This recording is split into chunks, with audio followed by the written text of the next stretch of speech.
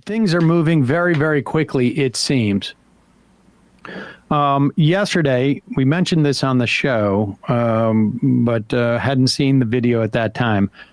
Representative Lloyd Dogget from Texas, Texas 37th District, was on with MSNBC's Hallie Jackson yesterday. Dogget is one of the longest serving congressmen in Congress, at least since 95. Since 1995. He's also one of the older, in his early 80s. He's probably on the left side of the spectrum of Democrats, but certainly entrenched in the mainstream. And so this was a big deal. And from what I've read, he also just felt like he had some type of obligation to do it because he was older. And here is Representative Lloyd Dogget, the first elected Democrat to come out and basically say that Biden should step aside. Somebody who has been quite direct about how he feels about the situation. And that, of course, is Congressman Lloyd Dogget. Congressman, thank you so much for being on with us. Good to join you this afternoon. So you write that that you did not come to this decision lightly. Can you explain why you ultimately did decide to speak out publicly at this moment today? When my wife and I watched the debate last Thursday, we were so hoping for the momentum to overcome the lag that we've had in the last year. Instead, we were disappointed to see lies by Trump not refuted effectively and effective defense of the successes of the Biden administration. I was so moved by that evening that the next morning I was out to talk on the floor of Congress with our leadership and with as many of my colleagues as I could find to express the view that it was time for a replacement and for President Biden to step aside. Coming home to Texas this weekend, I would say that the input from my constituents has been 10-1 in favor of replacing President Biden on the ticket. And then with the Supreme Court decision on Monday, we know that if a criminal and his gang take over the White House, there will be no checks and balances from the courts, and a real danger that we could get a Republican Congress where he's basically empowered to do whatever he wants in the way of recrimination and revenge against his opponents and all the horrible policies that he would institute at home and abroad.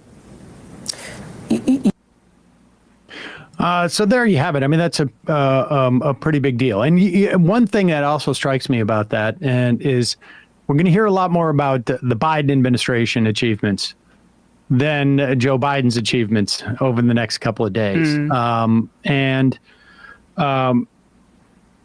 Following Lloyd Dogget in the afternoon on MSNBC, Jamie Raskin was on Chris Hayes in the evening, and he was there to talk about the immunity ruling, but then this happened. Well, look, we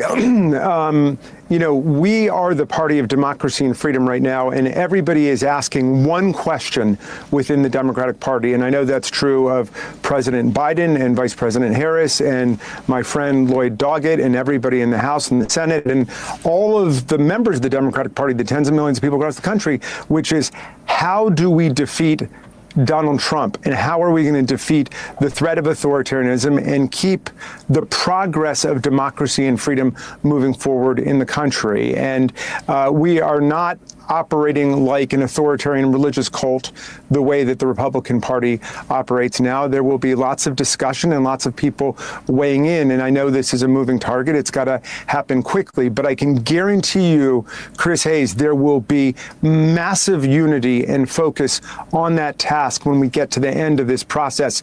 And it's happening very quickly, I think. What process? There's a process going on, apparently. And we're going to get to the end of this process soon. I was not, if you believe that Joe Biden is the candidate and there is no, and that is it, there is no process.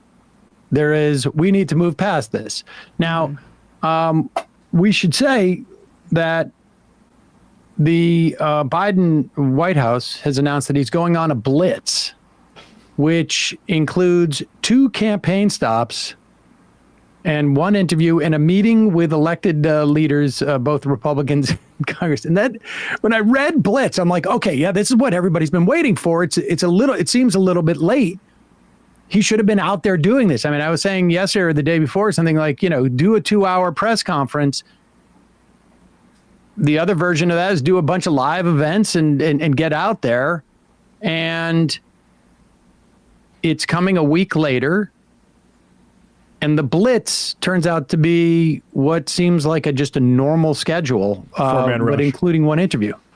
Well, and his schedule has been abnormal this entire time, in the sense that he does do campaign stops with speeches, but he's not doing a high volume of extemporaneous interviews that would make sense for a candidate that's down to a convicted felon in the polls and has been for months, whether it be swing states or nationally. And then, so Raskin and Dogget,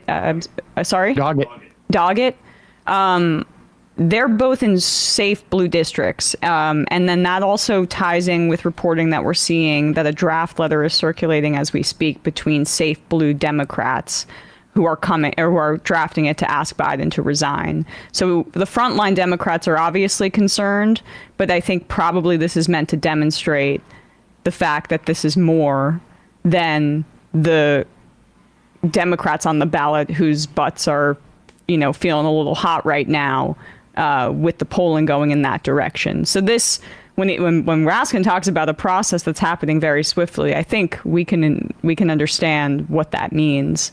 Look, I just want to add too, one other thing is that Biden was scheduled to campaign in Wisconsin, and Tammy Baldwin doing okay in the polls to the extent that we know, but obviously still feeling like she's one of the Democrats who's anticipated facing a tough race. She has apparently decided not to campaign with Joe Biden. Canceled it. We played that ad yesterday. This is when they start to feel that Biden is a liability, and there's a lot of different things I think behind this push, and we'll talk about that in a moment. And also what is being reported by the New York Times, though also being denied by Biden spokespeople. Hey, folks, don't forget to hit the subscribe button and check out our daily show. We do it every day at 12 p.m. Eastern for about 2.5 hours. We even take phone calls. You should check that out.